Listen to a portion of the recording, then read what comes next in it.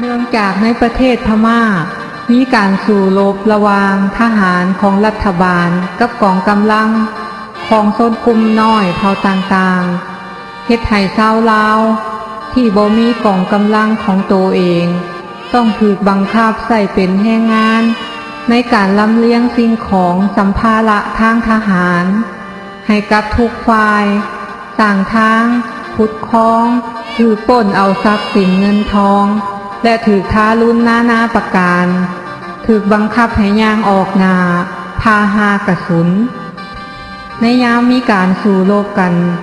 ระหว่างทหารรัฐบาลกับชนกลุ่มน้อย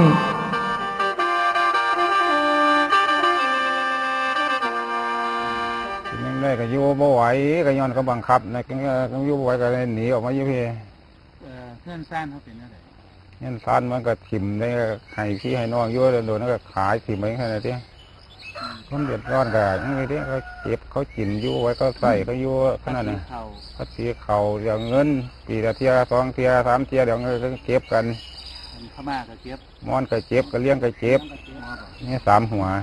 พม่านี่พม่าก็เลี้ยงมอนเขาต้องเสียมัด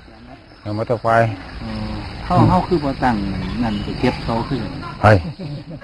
เก็บเขาก็เดียวเขามันเป็นกุ้มลอยตั้งแต่เดี๋ยวก็ได้แล้ว